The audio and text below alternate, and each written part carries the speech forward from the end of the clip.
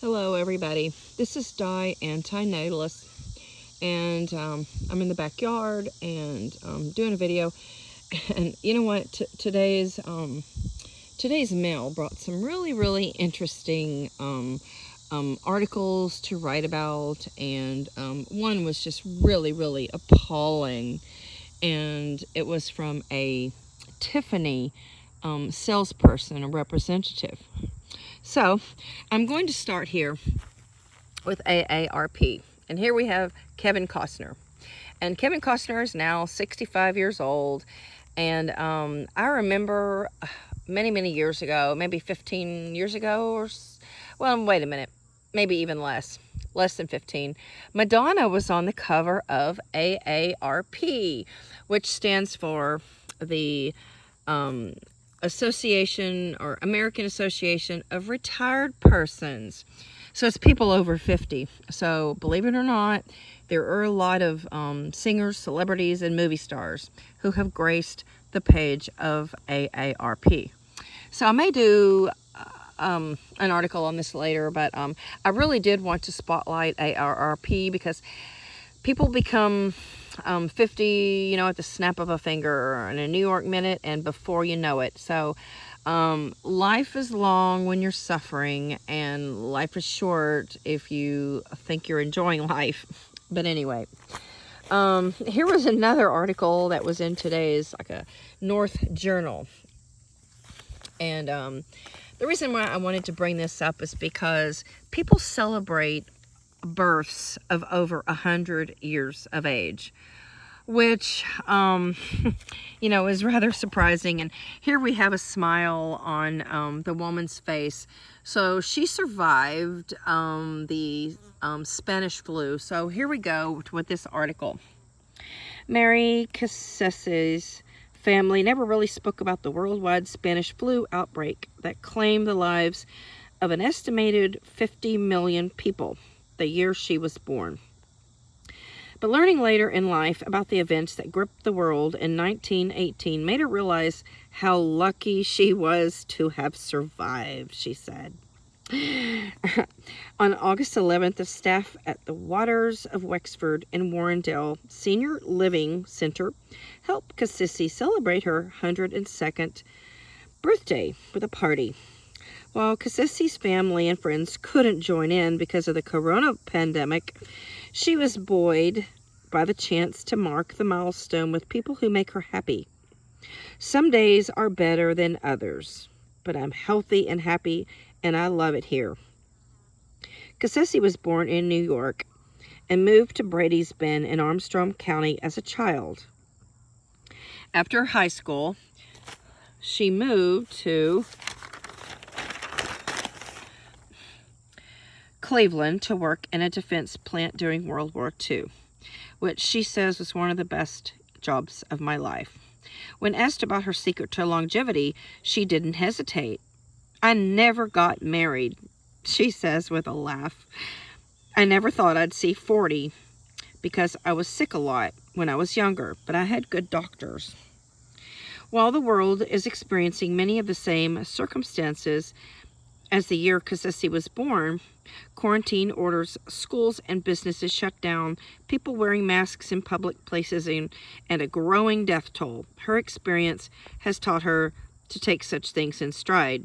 To be happy, just keep smiling, she said.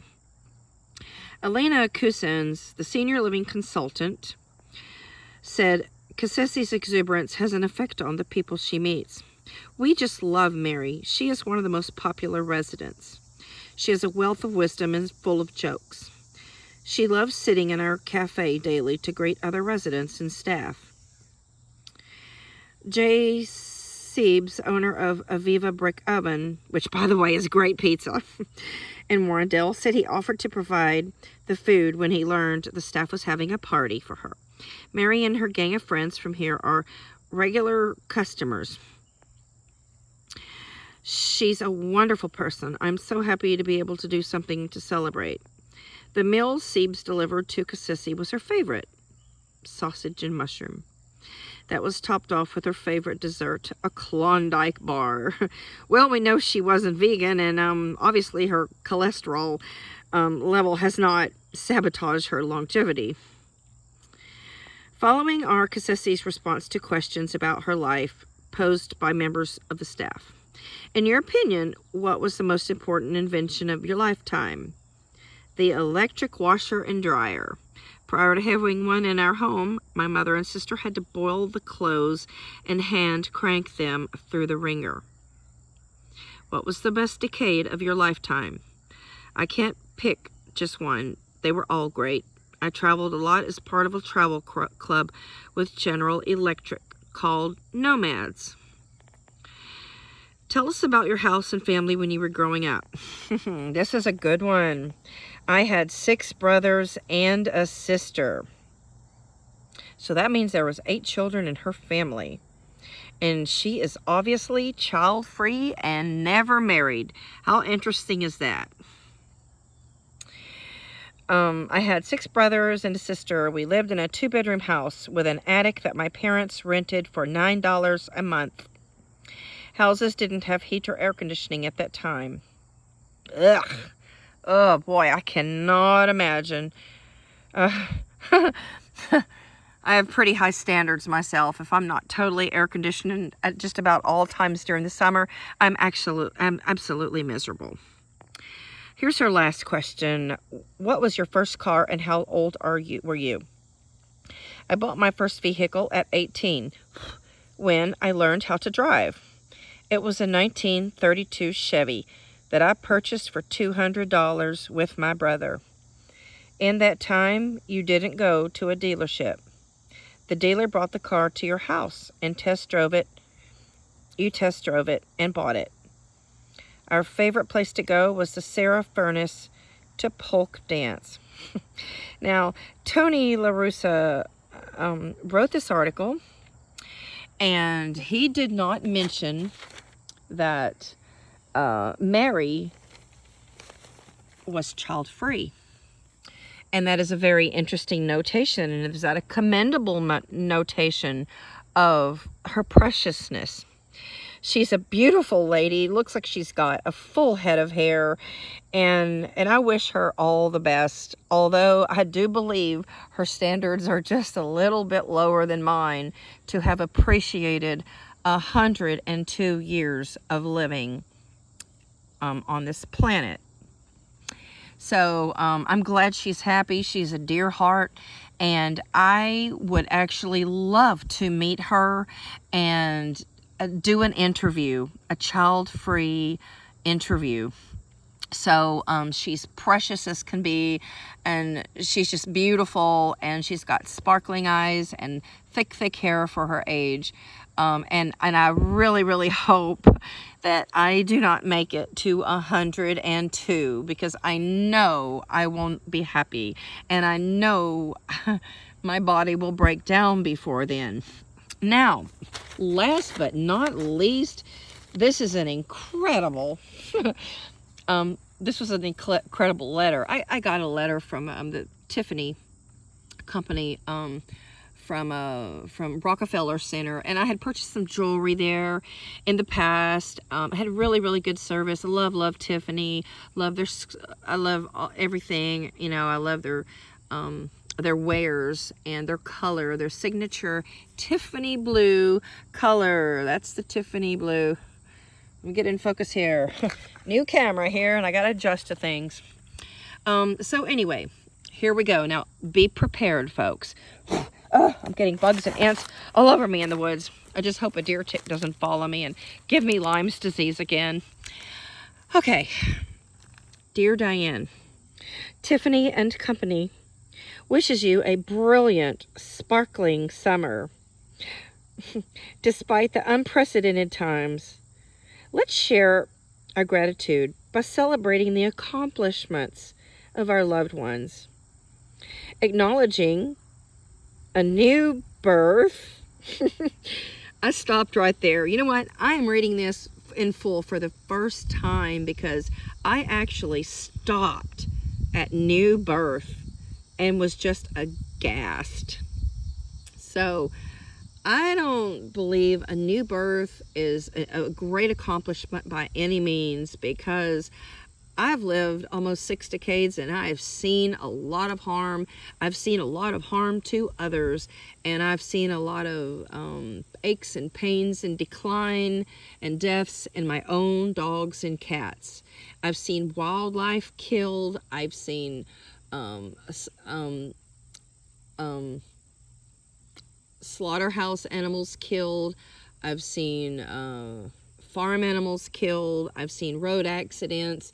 And I've been a part of, many tragedies, including my own family, my grandparents, my mom, my dad, my brother, everybody. So here we go.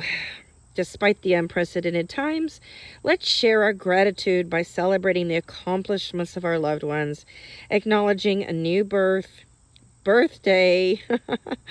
Well, birthdays are not something to celebrate unless you're getting towards the end of your life. Graduation, engagement, wedding, or anniversaries. It would be my pleasure to assist with your gifting needs. All the best, Holly Samuelson. I think it's just a rote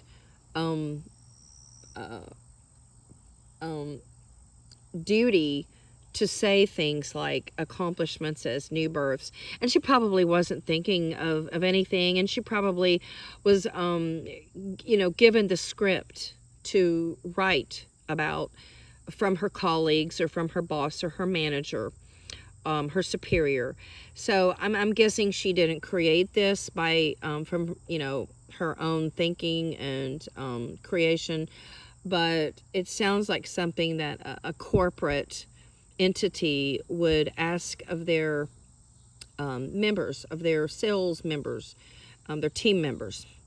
So anyway, nothing personal to Holly at all. She probably didn't create it, and she's probably young, and she probably just includes new birth with all good things and all accomplishments, because she hasn't lived very long, and it's just a rote saying, and it's just a commonplace to congratulate everybody for a newborn. But a newborn is facing a lot of challenges, even more so than before, even in our quote progressive unquote lifestyle. Life was always difficult. Mary's life was difficult.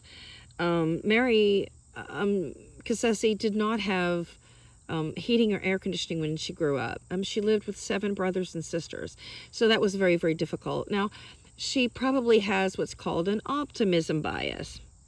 And I'm sure everybody over 80 has some minor form of dementia, some kind of forgetfulness, and that probably could be at stake when she thought that her life was good and every generation that she went through was good. We tend to forget the negatives as we grow older. We tend to forget, being 16 was so much fun, and I had a boyfriend, and I had this, and my parents were fun to be around, and life was good. But life really wasn't good. And when you start dissecting your past, if you have a good memory like me, you remember all the hardships of being 16. Your face broke out. Some of you had acne. Some of you were seeing a regular dermatologist. A lot of you were, getting braces and enduring that. A lot of you were going through divorces.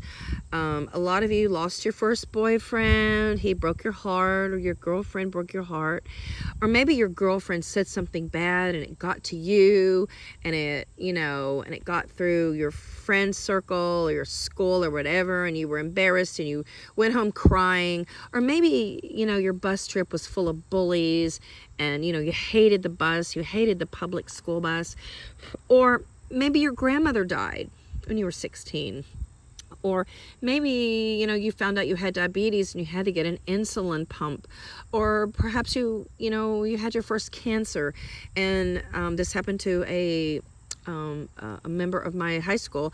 She had cancer when we were seniors, and she had brain cancer, and she's living today. But they had to make an incision in her scalp, which caused a very, very large absence of hair and a bad scar. So 16 was never perfect. 20s were never perfect. 30s were never perfect. You know, the work years of, you know, 21 to 60, they're never good. Being a wage slave is never good. You always have issues with bosses and whatnot. But as far as Mary's concerned, she lived a happy life, and I will say that she was child free, and that was not even mentioned in the article. So shame on Tony, the editor, or here we go, Tony LaRussa. Tony LaRussa, the Tribune Review. He did not mention that she was child free. I'm assuming that she's child free because she didn't get married, and people back then did not have children unless they were married. And she didn't mention her children, so strongly guessing that she was child free. So life was never good at any step of the way. And, you know, after 40, there's a lot of doctor visits, folks. There's a lot of doctor visits and dentist visits, and unless you just totally ignore your pains and and just wing it. But nobody's perfect after 50, and certainly at the age of 40, you have started to decline. And if you do x-rays and MRIs of your body, you are going to spot certain degradation, arthritis, joint issues, all kinds of pains, folks. And especially if you had a genetic propensity by your parents to inherit those diseases, and you know, body declines and joint pains and aches and arthritis. So I do believe Mary is a sweetheart. I could just tell. I just got a really good feeling when I opened the paper and I saw Mary. And I'm not ragging on Mary at all. I'm really happy that she feels the way she does. I just think that that's very, very rare. And you know, that may change by tomorrow, and that may be periodic. It may be on the day that she was interviewed, she felt really good, and therefore you know, that was the case. She had a very positive reflection for her article. But it made for a great article, and I would love to interview her. So wish me all the best, folks, because I think it would be spectacular if she would yield me an interview, because then she would really, really be on the map for a child-free woman who just turned 102. So, blessings to Mary, and blessings to every one of you who are watching this video. And I hope that you refrain from reproducing. And if you are on the fence about reproducing, please Google antinatalism. And just remember that if you are young, you've only seen a small amount of horrors in your life. And the only way not to share them is to remain child-free. So, thank you for watching my video. And it's starting to get cooler, so I'm so happy. I'm happy for the fall. So, thank you for watching, and please subscribe to my channel if you already haven't.